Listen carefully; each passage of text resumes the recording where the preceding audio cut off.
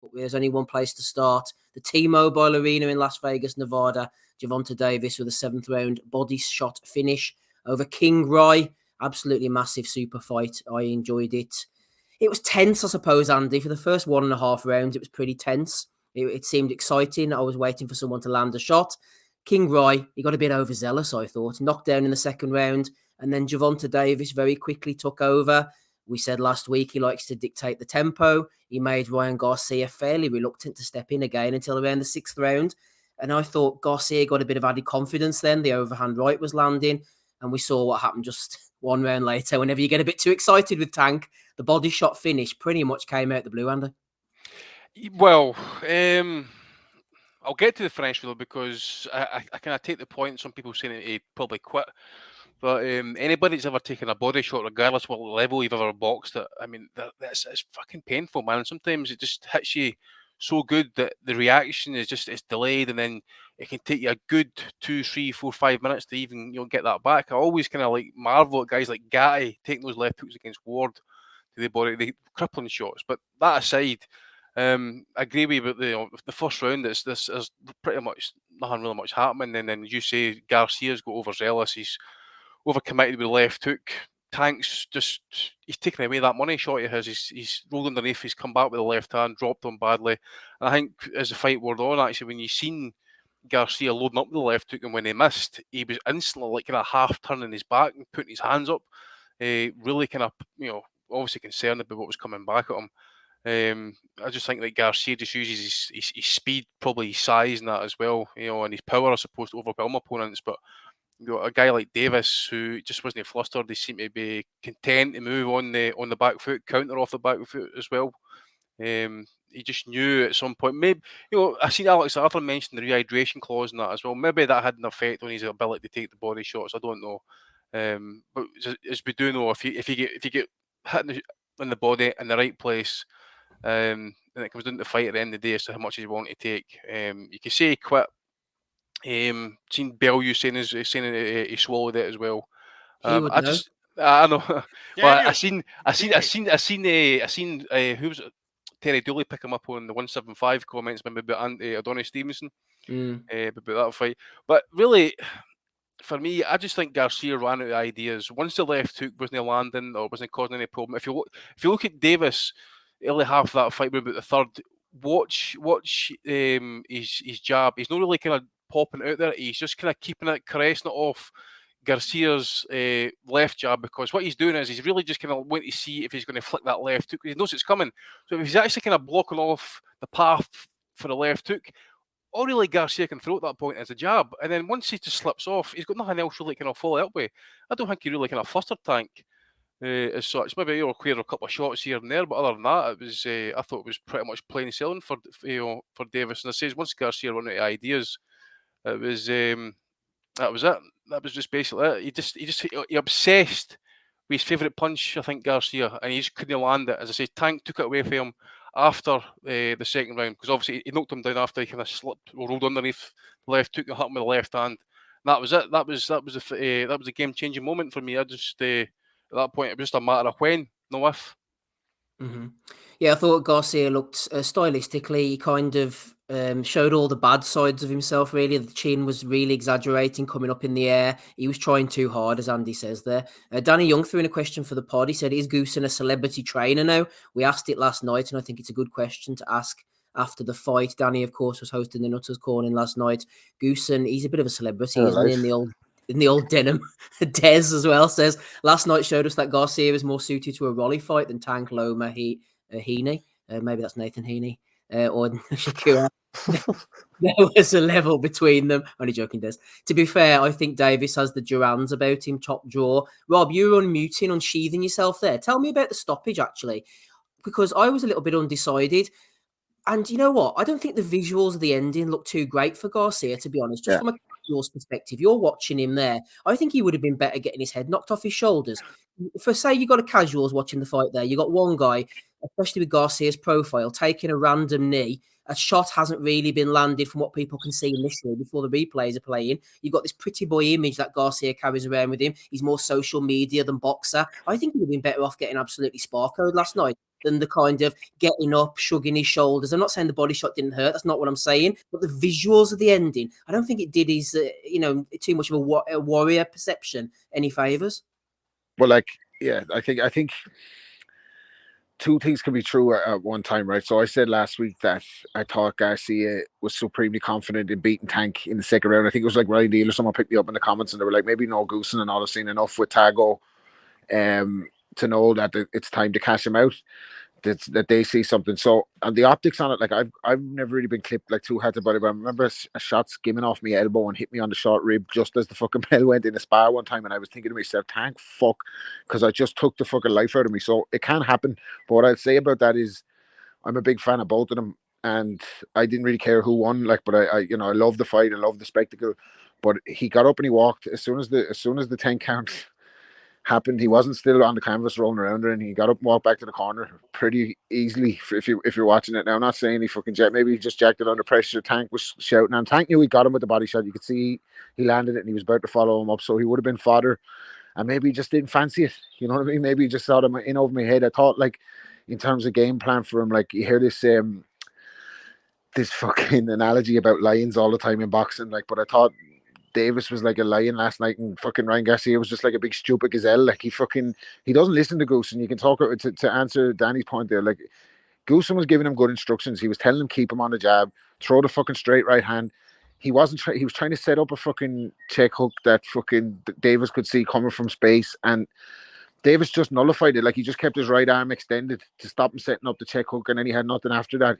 I watched the after Danny Young's Ryan Deal said that, I went back and watched the Tago fight Friday night there, like, because I normally do that in a week of big fights. Like, I watched each guy's last fight, just did a run up, like, and he didn't try and cut the ring against Tago at all, like, for the first 6 rounds, and he just was following fucking Davis around last night. Davis was just setting him up, man, just like a lion, just waiting on his prey. He's ice cold, like, got his moment in the second round. I think if he'd have caught him on the chin, he caught him more on the nose in the second round.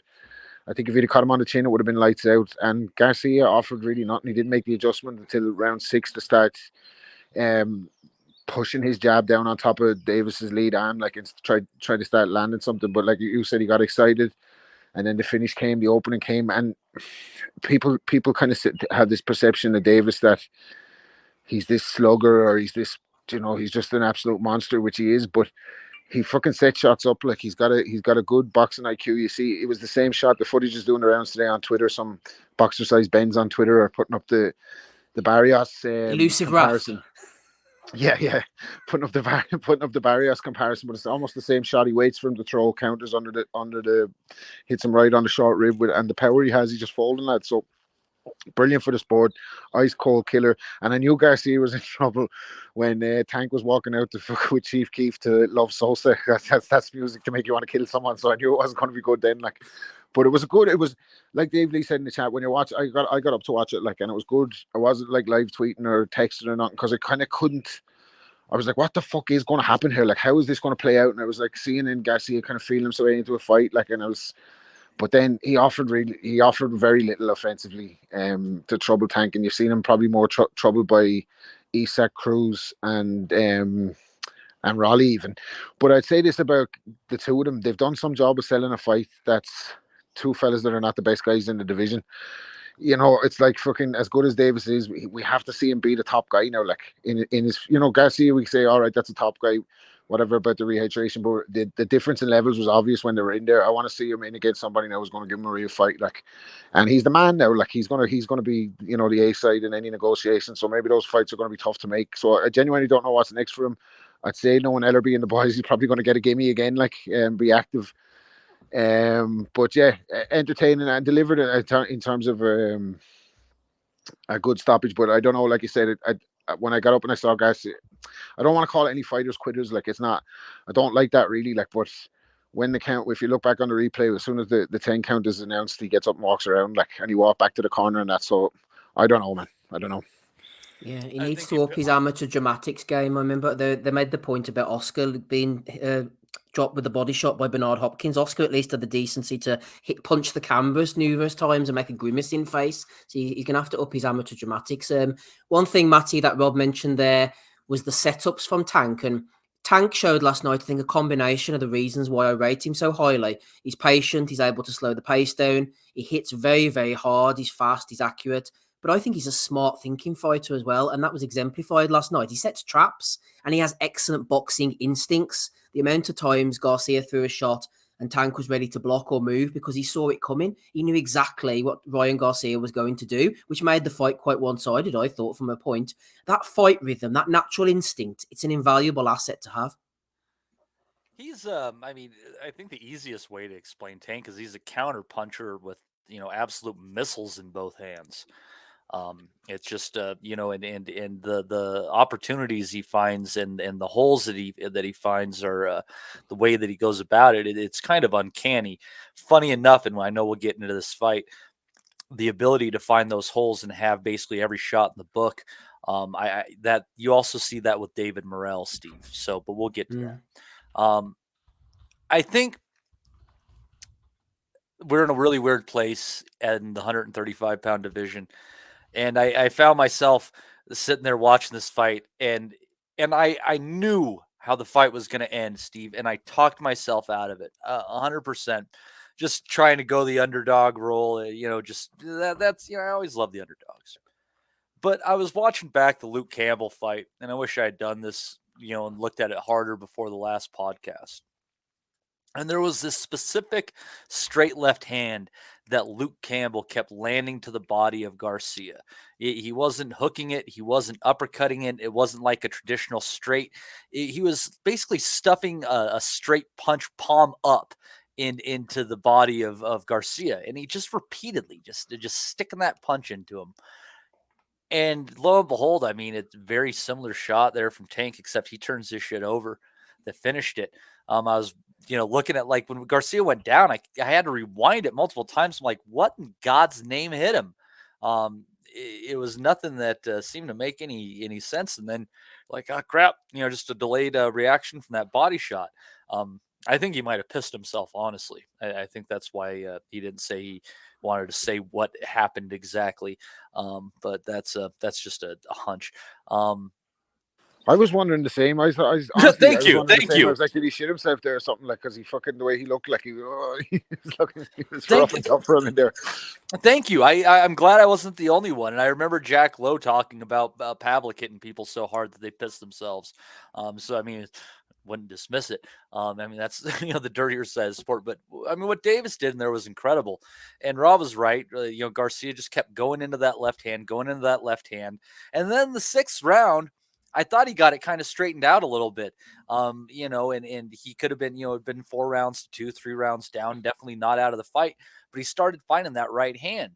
And it wasn't necessarily just the idea that he was landing that right hand. It was the idea that if he kept finding spots for it, that eventually Davis was going to have to adjust the right hand, and then he would find the opening for the hook.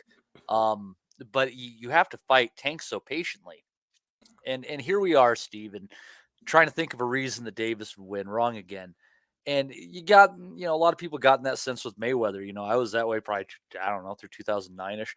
But the thing about it is, what do you do when you have 3 guys in the division, Stevenson, Haney, and Davis, that are on that kind of level where you're trying to find something, anything, why they might lose?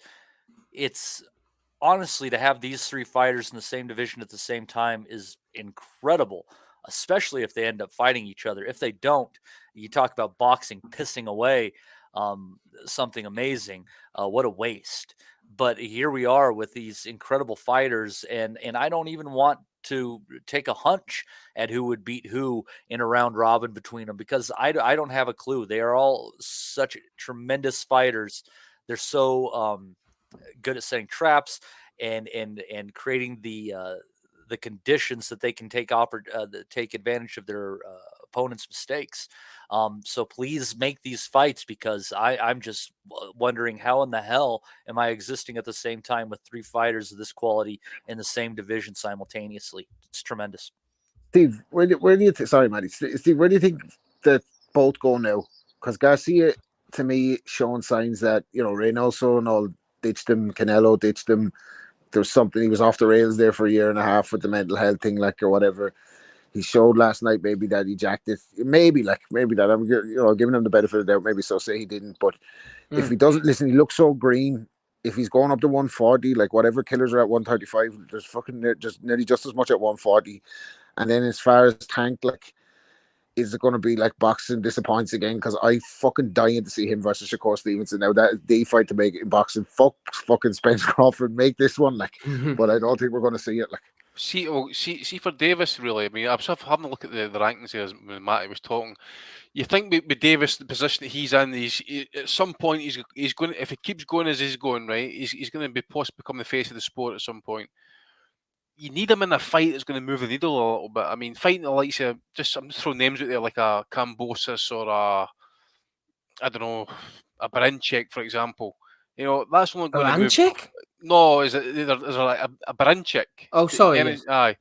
That's only going to move it so far, like a Maxi Hughes. You know, nah, they'll never. No, he's past that now. Sorry, you're looking at Haney, you're looking at Lomachenko, you're looking at Stevenson. These are the fights you're obviously begging for, but then you've just got the political aspect in that. You know, is there a will on one side to do the business? I don't know, mate. But yeah, we've got to have these fights, and it's going to be hard to match Davis next in terms of like say a named opponent. You know, you can get a rematch with Romero. Possibly. No, I know who they'll fight next. They'll have a rematch with Isaac Cruz next. I bet you. That's what I think they'll do next because it was close enough to justify it. The hand injury, blah blah blah. Cruz's stock has risen since with 2 knockout wins against Gamboa and Eduardo Ramirez. Good call. And that's a fair interim fight. Next. That's a fair interim fight. No qualm. What about well, I take it like 130 is completely out of the question these days in terms of time. Yeah, I think so. Yeah. Right. Okay. If there's a bit of footage on the go in the build up to it where Davis has been interviewed about potential future opponents, like, and you can tell he has a bit of spite towards Shakur, like he wouldn't say his name or nothing, like, and he was kind of grinning to himself, you know, when he does that kind of menacing thing where he's like grinning to himself. He was doing it last night during the fight. So I think he wants that fight, like, so fuck me, man, that be such a mouth-watering fight, like for the hard. Yeah. All roads have to lead to Shakur for me. I think he'd knock Haney into the middle of next week. I don't think Haney's a bad fighter. Oh, Rob's had enough. He's been iced. I don't think Haney's a bad fighter, but I think he'd knock him into the middle of next week. One fighter who might come out of left field in a couple of fights to keep things in-house is maybe Frank Martin. I think that Martin would give him trouble. He's not a household name by any stretch of the imagination, but he's quite defensively minded. He's quite fast as well. He could match him for speed, obviously not for power, but he's quite defensively responsible. High IQ fighter, high IQ. I think he actually, funnily enough, I think he might actually give Davis trouble. He'll not beat him, but he'll be a lot closer. He's one of those styles, I think. He won't walk onto anything unnecessarily, and he'll be very cagey. He might not win many rounds, but I think he'll give Davis trouble and frustrate him, and that's something they might make. Southpaw, I think he had like loads of amateur tournament experience, like Golden Gloves and that as well. Fighter. So he'll be well grounded. 135 is a truly stunning division right now. I mean, Frank Martin as a dark horse in there is an absolutely incredible shout. This weekend we're going to see William Zepeda in action again, and I think he might be a good comeback opponent for Garcia should he decide to stick at 135, which I'm not too sure of.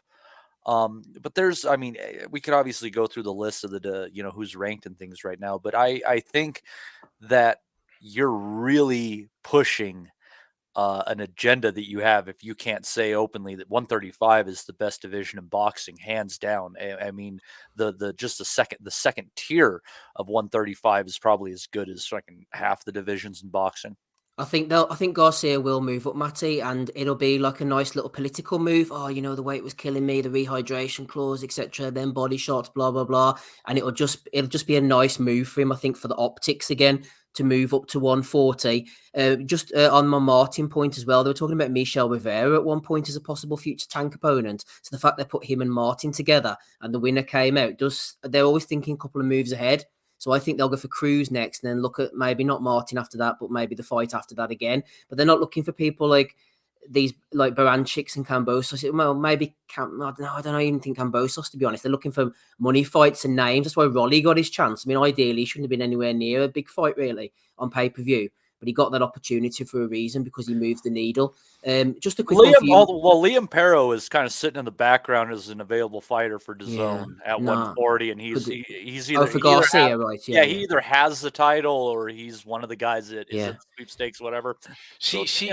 There's an element of last night about Garcia just cashing out in that. Like, to be fair, I mean, there's a clip. I forget the Twitter account that tweeted it, but there's a clip going about on Twitter today about Oscar getting randomly questioned at some show about the potential of Tank fighting Garcia, and Oscar goes, "No, fight's not happening." And he goes, like, "How's that?" He says, "Because Tank's a beast."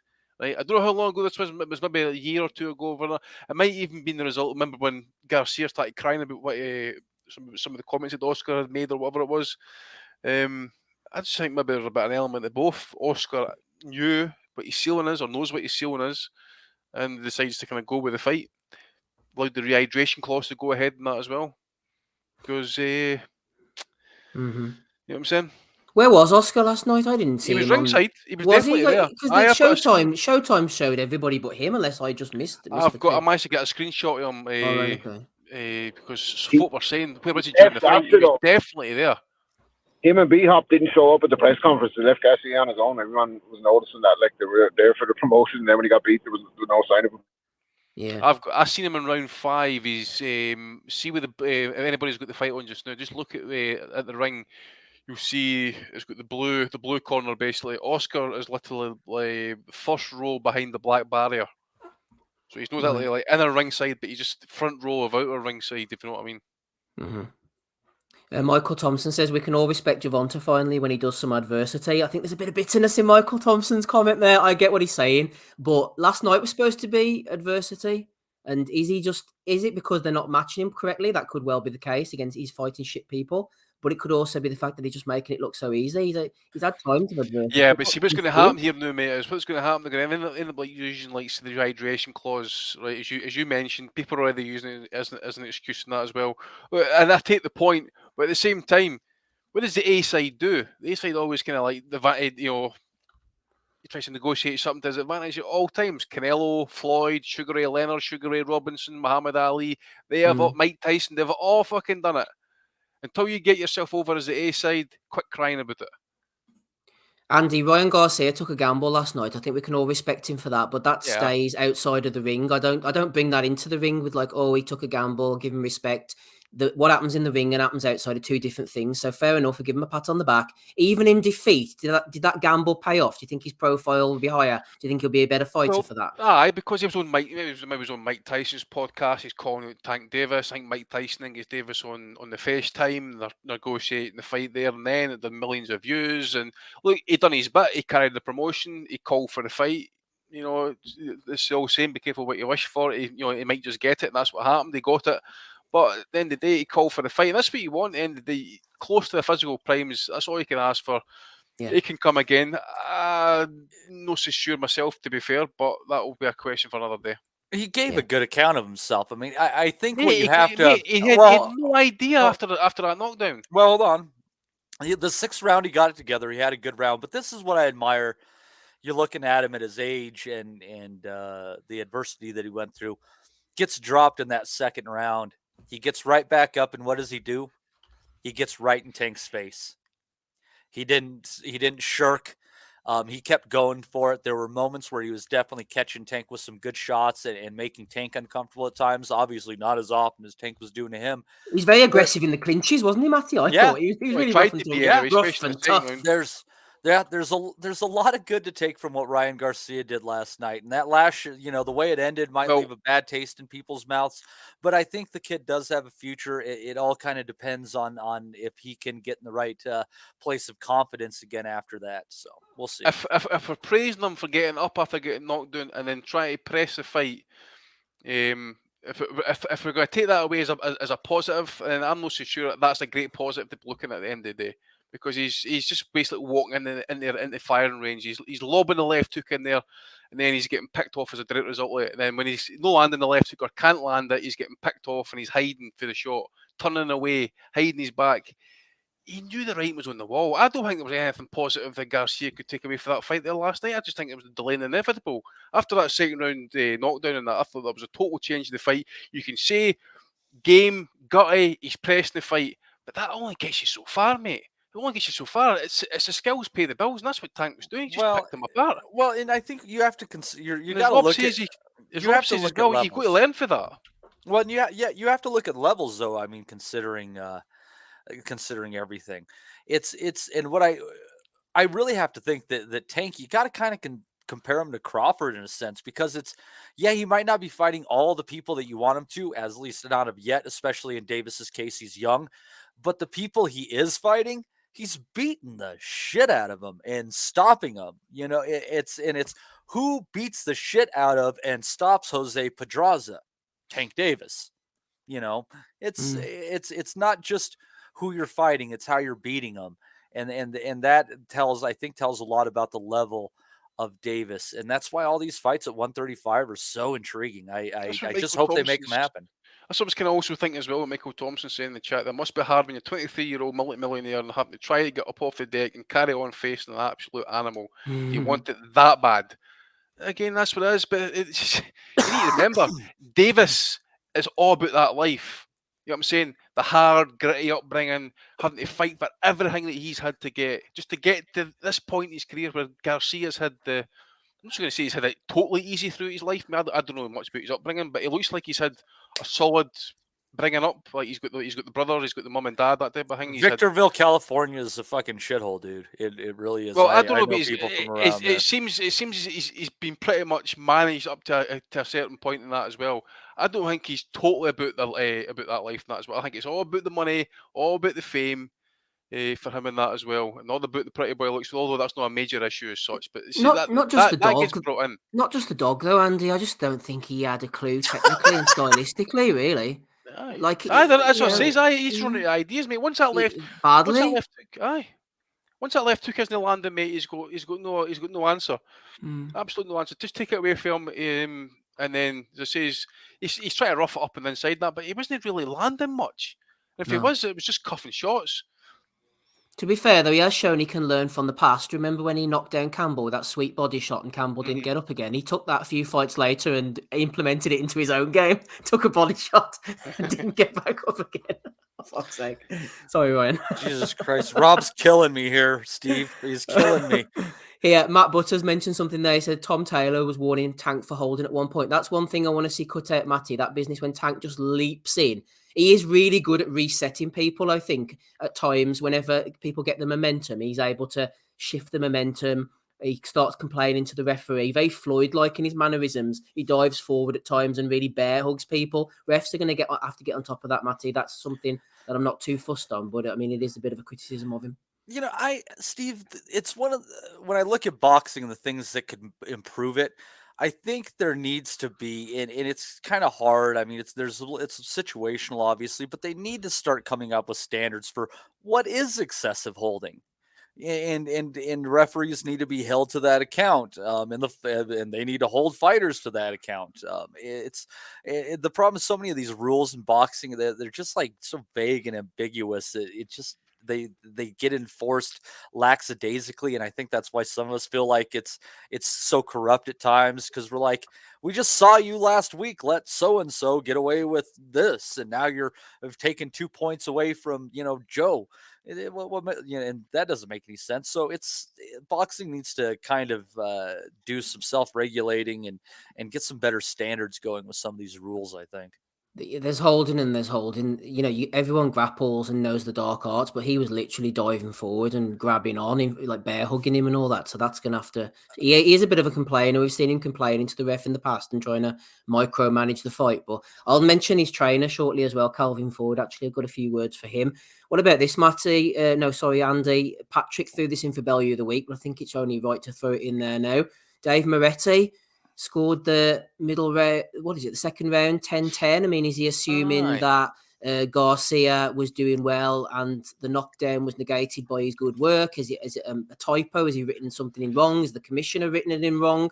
There doesn't seem any precedent for this. It's a bit of an odd decision, isn't it? Well, the other two judges only gave it 10-9 as well. 10-9, so it must be the former rather than the latter then. I just don't get it. I know. I didn't get it. I mean, obviously, I'm trying to remember what happened. I think Garcia started the round pretty quick. Is that not when he started to kind of grapple with Tank? And Yeah, he threaten Tank? started it Aye. well, but I don't think he started it well enough that he was absolutely bossing Tank and Aye. battering him around and then got caught. I thought it was, he was winning the round, but he wasn't winning it that much that usually a 10-8 is a 10-8, unless Aye, obviously he was beating him. They don't Well, even know how to cheat right anymore. Well, that's what I was saying to you, Matt. You know, when he was grappling him, Garcia, and that there was look at some of those punches. Not a great deal of them were landing. And if there were, there was nothing really significant in them. I thought Tank was moving, and he was trying to kind of keep the lead on the outside, as I mentioned, Garcia's jab, because he was just trying to kind of offset that left hook. And then when he was getting off, and Garcia would try and throw that lead, he obviously tried to step in through the left hook, and then he got countered, as we mentioned, and he gets dropped. I think I don't think it was a round that Garcia was winning anyway. I just thought it was one of those. Just one of those rounds. It was just a wee bit like the opener. There wasn't really kind of like much happening, and then obviously you get the knockdown. I think that punctuates the round. It was a 10-8. Those cards are really strange. Honestly, guys, I think that was about as straightforward a 58-55 fight as you could find through 6 rounds. I thought Garcia was active and won the first round. Then Tank took the next 4, and Garcia obviously won the 6 before getting knocked out. 58-55. Farhood had it that way. Pretty much think everybody in the group had it that way. And yet not one of these judges had 58-55. What the fuck? Well, Tim Cheatham trying to cheat him there, Matty. But I think the fact of the matter is, you can see from the other two, Cheatham's got it 19-19. So he's think that Ryan's bossing the round, but the knockdown has kind of swayed it the other way. Weisfeld thinks the same. And Moretti clearly thinks the same as well, but he doesn't know how to score, even though that's his job. I do blame him because it is his job. I get confused over the scoring sometimes, 10-point must system and all this nonsense. And is it a 9-9? Is it a 9-8? So-and-so's at a point. It can get confusing, but at the end of the day, it's his job between him and the commission. I think he's fucked up. I think he thinks the same as the other two, but instead of making it 10-9, Matty, I think he just put 10-10 because he doesn't know what he's doing. Yeah, or they just don't care anymore. They're just following a script. They don't care anymore. Yeah, a bit like us, don't care anymore, just following a script. Rob, I want to have a quick word on Tank's trainer, Calvin Ford. Not really familiar with his work too much before getting involved in Tank. I know he'd done about 10 years for coke importation or something. Kevin Cunningham was around the scene early on in the day. Not much tactical advice early on from him. He's more of a, this is your show, baby. This is your time. But that seems to just work. Clearly, all the pre-work has been done in the gym with these guys. Tank's a little robot. He just needs refining, keeping on track, keeping motivated, keeping focused. I think Calvin Ford is there to just do those little tweaks in between rounds, little observations and words of advice. That's all that's needed. I think their dynamic works really well together. Yeah, I think it's more based on the relationship, isn't it, with them two? Like, you can Yes. see Davis has been said before, like he's like a father figure to him or whatever. It's like Ward and Hunter, isn't it? Yeah, exactly. And it's like he steered him out of trouble and that, like, and kept him on the right path. And a lot of the fellas that kind of went to the gym with him ended up dead, like, because they would listen to Coach Ford or whatever. So he's got seems like a special bond with him. But yeah, I used to think he was just a hype man as well. But I don't know if it's Tank's natural ability or whatever. But tactically, they seem spot on in every fight that they're in. Like, and Tank seems to show more and more the more he goes on in his career. Like, he showed his boxing last night, circling the outside, just wanting to walk Gassi onto one, like, played it perfectly. So I don't know. He's obviously doing something right, like, because Tank looks better each time out. Like, yeah, Rob, I kind of look back at like Mayweather and like wonder, was Uncle Roger a good trainer at all? You kind of almost wonder if it's like a thing like, birds fly, fish swim, Tank fights, Floyd boxes. It's just so ingrained in them that basically doesn't matter. Yeah. I think there's a bit of that with the Furies and that as well, isn't there? Like, it's kind of doesn't matter who's fucking Fury's coach. Like, he's going to do what he does. Some guys are great at adjusting on the fly, but I don't know. I think it does Ford a little bit of disservice because you could see Tank making improvements each time out, as far as I could see, anyway. I still think the best boxing is really it's like jazz. It's you can't go in there with a set game plan. You have to go with the flow of it. You have to feel the motions, and not try to fight the tide. You go with it, and it's just and so it just everything kind of moves along. It's when you try to force things to a script. that's not always the way it's going to go. The other person doesn't know the script. So, and guys like Floyd and Tank and Shakur, I'm not sure about Haney yet, but those three, like they really seem like they just know how to move the flow of the fight, and no matter what the style is or what's going on, they're going to find a way to turn it in their favor, and it's a goddamn incredible talent. Hence my comment before, Matty, about the natural instinct and the rhythm. I think it's beautiful watching those kind of fighters. Like it's like a Roy Jones. I remember seeing Joanne Guzman reminding me of that too. Obviously, he had a lot of problems as well, but they're just naturals on the pads in the ring, the way they move their head. It's in motor memory, muscle memory. They've been doing it for so many years. It's just the moves are natural to them now. Yeah, and I think Guzman, it's interesting you bring that up because it's such an incredibly talented fighter, like Tank. But you look at like the things that Tank does outside the ring, just even his diet, just eating a shit ton of candy and shit dumb stuff. And yeah, there's just little things about him that I feel that he's going to be incredible until his peak. But when he falls off of it, it's going to be a sharp decline. And that's, he's obviously not there yet. That's years ahead. But I think if there's one thing that's really going to define the differences between some of these fighters, I think it's going to be that. I think the decline of Tank Davis in, years to come, it's going to be just a crash and fucking burn. Yeah, Matty's absolutely right. Final couple of points before we move on to the undercard. I've enjoyed this chat. It's been a good one so far. Andy, as Matty said there, everything seems to just come together for Davis at this moment. I think we're watching a very special talent. I've thought that for a while. He's competing at his prime right now. So I think we maybe just have to enjoy it, really, because he's going to go off the rails at some point. Let's just get those big fights made right now so we can just find out who the best is. Imagine how big a fight would be, as Rob mentioned earlier, Andy, between Davis and Shakur Stevenson. Come on, man. Come on, boxing gods. Let's have it. I know. It'd be amazing if it would happen, mate. It would be great, but just got to hope it happens. It does feel like he's a generational talent. It does feel like he could be the face of boxing and that as well. Hopefully, he's just with him getting older, he's getting more mature, but you just don't know with the shit sometimes he kind of like can carry him, I suppose. Maybe a kind of thing to say. Hopefully, it's he holds it together at least, and he can maximise his career, achieve great things, because there's nothing worse than wasted talent. And I mean, you've got a legit puncher on that as well who could just take either just wipe you out or just make you quit. It'd be devastating to see like say Lomachenko, Haney, and Stevenson ultimately end of the day. But as I say, it's just hopefully we can get the boxing gods together, get the business done properly, check the egos at the door. And remember, it's about the fighters, not about the promoters or fucking managers, that type of stuff. Nonsense. I mean, look at Ellaby leaving Oscar without a name there on Friday, by the way. Jesus Christ. But yeah, leave all that shit out. Yeah, get the guys in the ring and let's see the fights. Hopefully, mate. I'm hopeful. I mean, Stevenson's obviously going to fight Lomachenko, Haney winner, aren't they? So that would give us to maybe December, hopefully. And that's a great fight. That's a really great fight.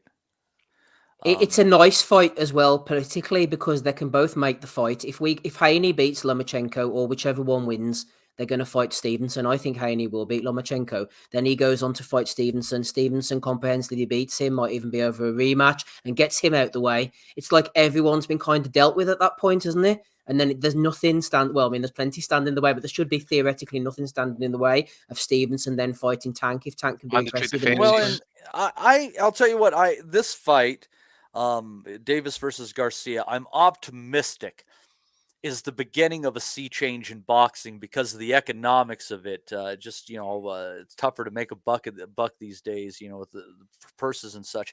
I think that this could have been the first of many fights of them working across the aisle, knowing that their livelihoods basically depend on it at this point in time, and they can't keep their fighters so compartmentalized. Mm-hmm. They can do it when it suits them. Talking of finances, just final one, Matty, before we go on to the undercard. What are we looking for pay-per-view buys? I was thinking maybe 750,000, 800,000. Apparently, DAZN had some kind of mishap, fuck up last night. Their sales weren't going through. Then people were reordering. They were getting charged 2 or 3 times. Oh my God. Apparently, And people were tweeting. I think Victor Ortiz was tweeting about it. A few other people saying they couldn't get the fight. They had to go over and do it on Showtime. The Zone, man, they wanted to be involved at all costs. They had one job, and it sounds like they couldn't fulfill it, unfortunately. Well, good thing that I just bought it from regular cable, so that would have been the Showtime telecast. Game changed. Holy shit! I'm going to check. Channel changed. Channel changed. Game changed. Gamekeeper. Game over. Yeah, I'd say maybe 800,000 boys, something like that, Matty. If they touched 1 million, it'd be remarkable. Some people are saying that. I think that's maybe a bit too high for me, but it's getting up into those regions now. Tank, Andy mentioned earlier as well about Tank becoming one of the faces of boxing. I think between him and Canelo at the moment for selling pay-per-views, depending on the right dance partner. I always thought that 1 million was basically the baseline, give or take. So I'm not shocked. This is kind of right in where I saw it, and we were talking about this on the call-in, and it was an $85 pay-per-view over here. It's really expensive, but you also have to consider this. I'm trying to think who might have said it. I think it might have been our buddy Zekenomics. To him, this was the biggest fight in boxing since Mayweather Pacquiao. Well, that was like 8 years ago now, something like that. That was $100, so it was more expensive prior inflation. So, I mean, if you think about it under those terms, if this was really the biggest fight since Mayweather versus Pacquiao, based on inflation, pay-per-view prices have gone down a bit. Mm-hmm. They are. See, that wasn't me being a hater. No, I fully believed you. I have had more problems with these apps and different things like that. Like I thought Fight TV was a good little purchase, for a few bucks a month. They have some decent cards on there. And then I'm like, one night I decided, I'm like, there's nothing going on. I'll watch that Tervel Pulev fight. They showed it, you know. Guess what they wanted an extra $15 for? I'm like, I ain't paying $15 to watch Tervel Pulev. I already give you guys $7. Is all I get bare knuckle fights? You're not very supportive of the sport, then, Matty. Really, you should have paid that if you were a proper boxing fan. How much did you pay for the fight, Steve? That's neither here nor there. Let's move on.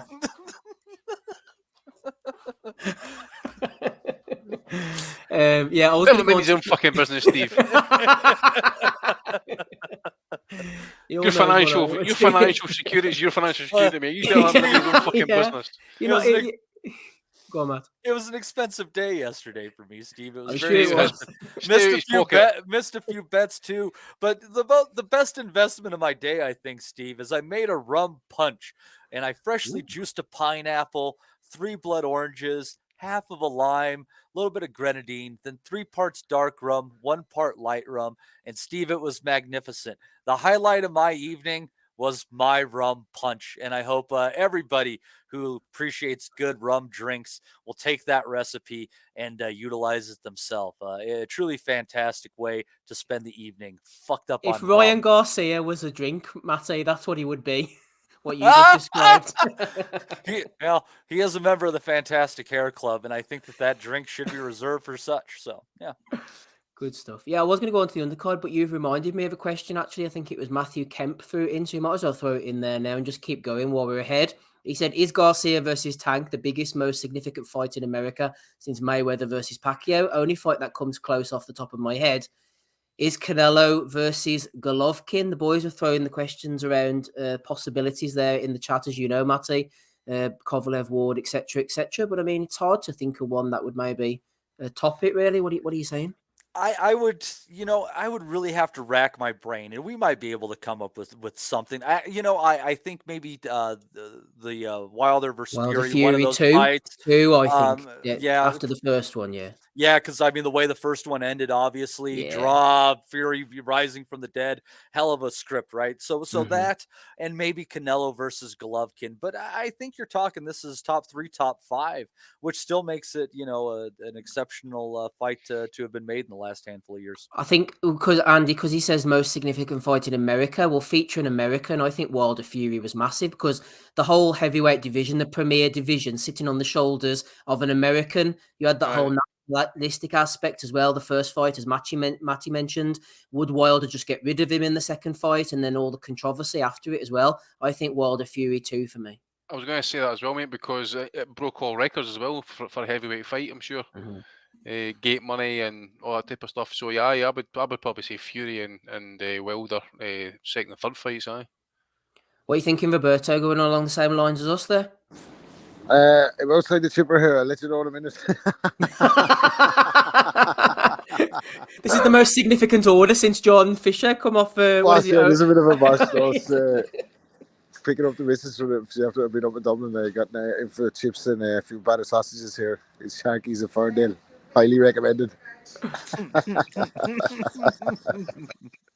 There you go. Most significant order on a Sunday evening since John Fisher came off the Chinese scene. That's the question. God, our shows are weird, Steve. They're so fucking weird. Mine was the fucking €10 order, by the way, not a fucking 85-pound fucking. You know what I mean? It's because you didn't get any prawns. Yeah. Talking of weird shows, Matty, I freaking forgot to cut it, didn't I? But I was listening to the Nutters thing last night. I only managed to listen to about the last third of it or something. And you were talking about 25-year-old Romanians becoming grannies. 23. 23. Yeah, I'll put the link up in the chat. I'll go find it. But it was like the youngest grandmother, like in modern recorded history. Like them Romanians are some weird folk. Apparently, they get at it. So Australia, for fuck's sake, gonna get me killed.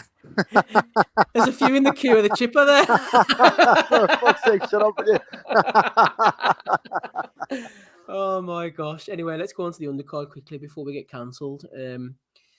David Morrell getting a first-round knockout win over Yamaguchi Falcao. Melakuziev getting his revenge over Rosado. He's still open as a flipping horse hole, isn't he, Melakuziev? He's going to get knocked out soon, and not by old Gabe Rosado. The Gatekeeper does enough just to keep himself relevant without winning a fight. Elijah Garcia, nice quick turnaround, had a few troubles with Kevin Salgado. He was a nice boxer to head and body early on. I thought that was a bit of a quick turnaround and it could have gone wrong for Garcia, but he got through it. Vital Malnicki, actually, I saw him at ringside, didn't realise he'd got a fourth round knockout earlier on. Jaleel Major Hackett, a fighter I'm very high on, got a win on the undercard as well. What did you see the best of the undercard, Andy? David Morrell, actually, Dominic messaged me a couple of days before the fight and said, what's his Falcao like that Morrell's going in with? And I says, he's pretty terrible, can't punch. He'll be gone in about 3 or 4 rounds. Even I overestimated the contribution he was about to make. Yeah, it's the only fight I've seen on that undercard, to be honest, mate. And considering, Falcao's amateur record and that, he has been pretty poor as a pro, to be fair. I mean, he's fought all the top amateurs running about his weight class, but Morrell, on the other hand, is that as well. But it was pretty vicious punches at the end of the day. And I thought the referee kind of left Falcao out to dry, actually. I thought he could have stopped the fight way before they got iced. But Morrell knew at this point, mate. I think if people are shitting on Garcia, they need to see him, get resistance and get tested or that type of thing. I think they need to start aiming that one also at fucking Morrell and that as well. We need to see him in with opponents that are going to not so much extend him rounds, because we've seen him go rounds. Just want to see him kind of like have a bit of a battle, maybe a back and forward. But he is a talent without doubt. But I just want to see him in the better at this point. To be fair, I don't suppose just especially when he's got a fragment of a belt. It's too much to ask at this point to see him in better at this point. I know Falcao was ranked. Someone said to me on Twitter last night he was ranked top 8 with the BA. Don't know if that's true or not, but he was supposed to fight that Sena Agbeko, wasn't he? Who isn't great, but he's a bit sturdier, and he pulled out. But Morrell, what's his ceiling, Andy? Do you think?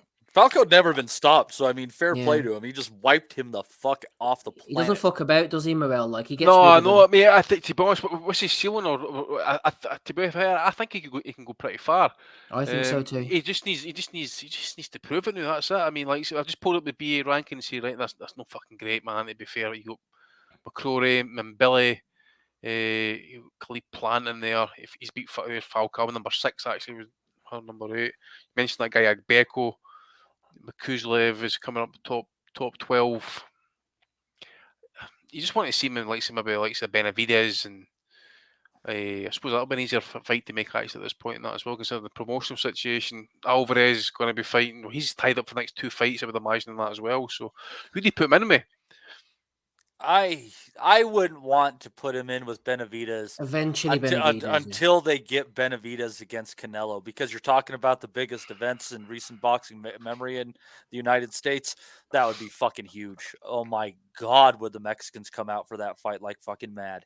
Him against Benavidez would be a war, but Canelo, Morrell's an on-top fighter, isn't he? And Benavidez would push him back, so I'd be interested to see how Morrell would cope with that. I'm going to be honest with you, mate. Canelo against Benavidez is the event. That's Canelo the not huge, take that, I don't think.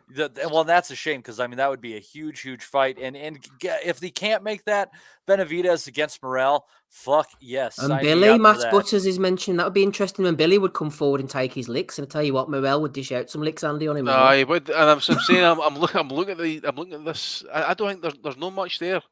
I would say, I mean, you and I kind of think that Morrell could go quite far. I don't think there's much here in those rankings that there's much to bother him, to be fair.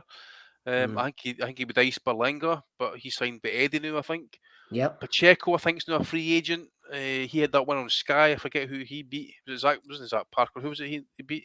Oh God, the Cleaver, little lever Cleaver. What do you call him? Oh, Jack Cullen. Jack Cullen. Yeah, Jack Cullen. Joe Cullen. Jack Cullen. No, Joe Cullen's a darts player. Something like that.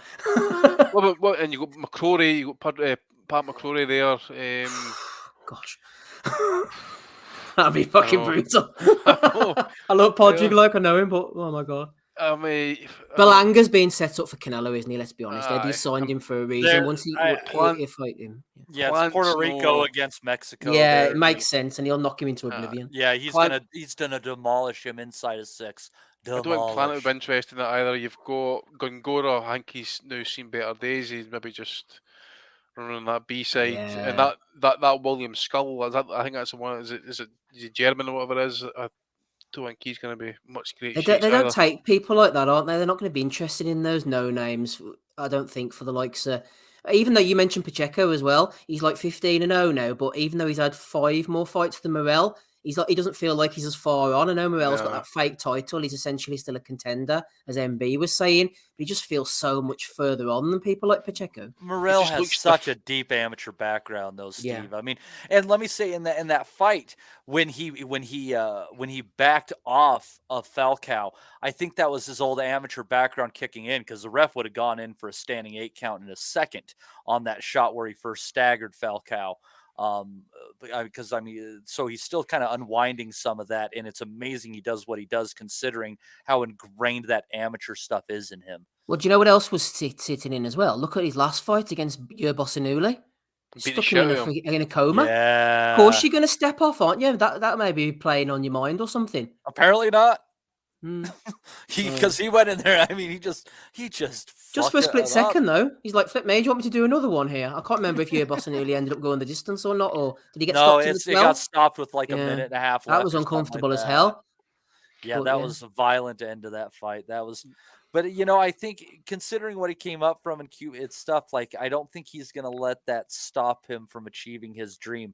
And he's a very smart man. I think when you look at somebody who learns English so quickly and understands that they have to connect with the audience through language in order to maximize their star power. I think that shows you a general intellect, and you see it also in his ring IQ coming through.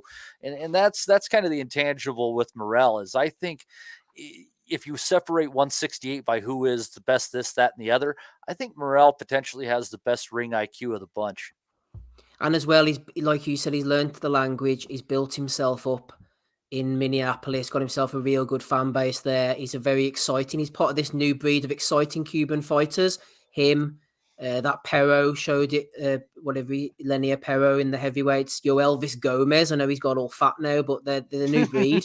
They realise that Rigondo, as skilled as he is, Rancid, even Lara to a point, as skilled as they were, people don't want to watch that shit too often, landing 1 or 2 punches around. So they've come out throwing bombs, and everyone's the better for that kind of style, I think. Anything else on the undercard, Matty? Like I said, Melakuziev, I think he did what he needed to do, but at times he was leaning in, throwing that left hand. He knew that Rosado hadn't got anything to offer. He's an accident waiting to happen, isn't he?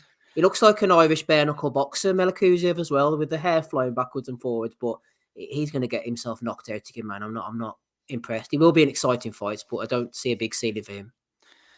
He really hits hard to the body. That's something I'll say about him is that guy just wings body shots. And I mean, and that's part of why Rosado was able to spark him. I mean, don't get yourself wrong. That was a 1 in a million shot Rosado landed. I'm kind of surprised this one went the distance, but Gabe, tough son of a bitch per usual. Probably maybe one around in the fight. Not a whole lot happening, but I can see what you're saying. Malakuziev, he's probably going to, get himself into a mandatory for some secondary title or some, and he'll get and he'll get beat in that instance. But a guy with you have to consider a guy with those punches and a very accurate body puncher to boot. Man, you catch that shot behind the elbow, man, anybody could be going down. I mean, there's no guarantee. So he's a dark horse at 168. I'd say for sure. The gatekeeper definitely needs to step aside now. I think he does pretty good on the mic on some telecasts. He's been at it for a really long time. Definitely admire his courage and balls.